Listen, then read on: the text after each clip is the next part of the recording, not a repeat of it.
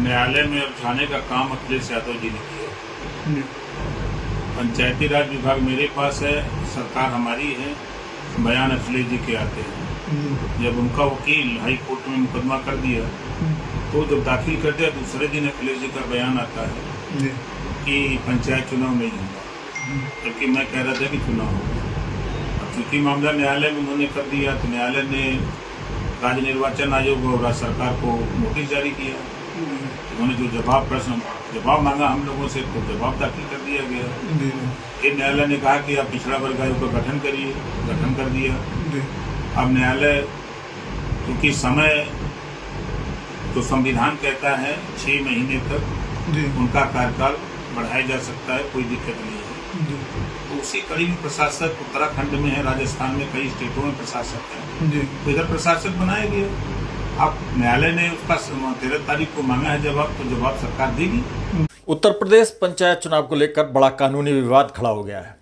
एक तरफ इलाहाबाद हाईकोर्ट ने सरकार के फैसले पर गंभीर सवाल उठाए हैं, तो दूसरी तरफ योगी सरकार हाईकोर्ट के आदेश को चुनौती देने की तैयारी में है।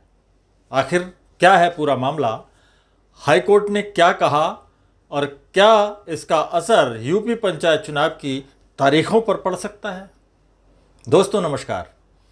दरअसल उत्तर प्रदेश सरकार ने 26 मई 2026 को एक शासनादेश जारी किया था। इस आदेश के तहत निवर्तमान ग्राम प्रधानों को 6 महीने तक प्रशासक के रूप में काम करने की अनुमति दी गई थी, लेकिन इस आदेश को इलाहाबाद हाईकोर्ट में चुनौती दे दी गई। ये जनहित याचिका BA LLB 3rd ईयर के 2 छात्रों आयुष पांडे और युधिष्ठिर वर्मा ने दाखिल की है। याचिकाकर्ताओं का कहना है कि पंचायतों का कार्यकाल समाप्त होने के बाद समय पर चुनाव कराना संविधान की अनिवार्य व्यवस्था है। निर्वाचित प्रतिनिधियों की जगह प्रशासकों की नियुक्ति लोकतांत्रिक व्यवस्था के खिलाफ है। याचिका पर सुनवाई के बाद न्यायमूर्ति अजीत कुमार और न्यायमूर्ति विनय कुमार द्विवेदी की खंडपीठ ने बुधवार को जारी आदेश में राज्य सरकार से 4 सप्ताह में जवाब मांगा है। कोर्ट ने अगली सुनवाई की तारीख 3 अगस्त 2026 तय की है।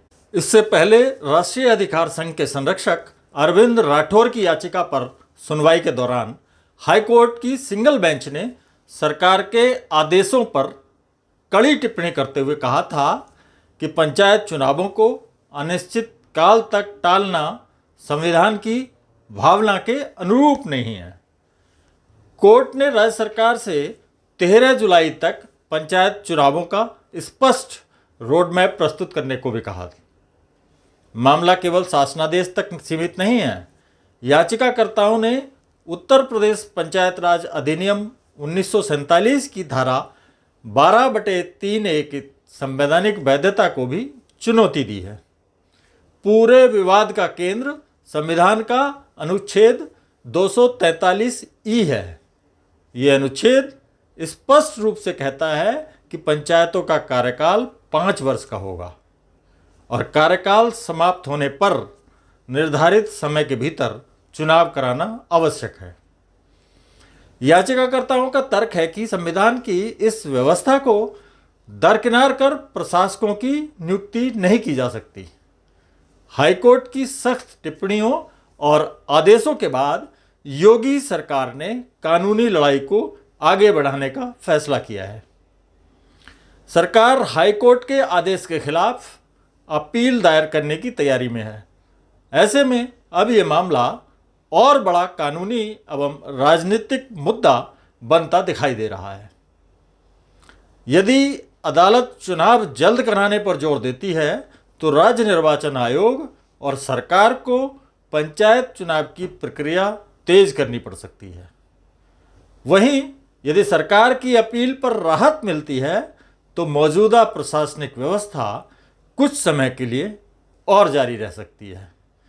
यानी आने वाले दिनों में अदालत का फैसला यूपी की लगभग 58,000 ग्राम पंचायतों के भविष्य और चुनावी प्रक्रिया पर बड़ा असर डाल सकता है।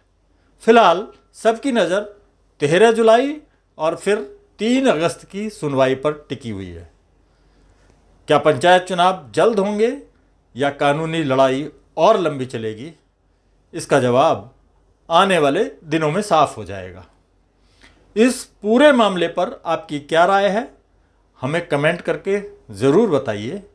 वीडियो पसंद आया हो तो लाइक और शेयर करें तथा ऐसे ही महत्वपूर्ण राजनीतिक और चुनावी अपडेट्स के लिए चैनल को सब्सक्राइब करना ना भूलें।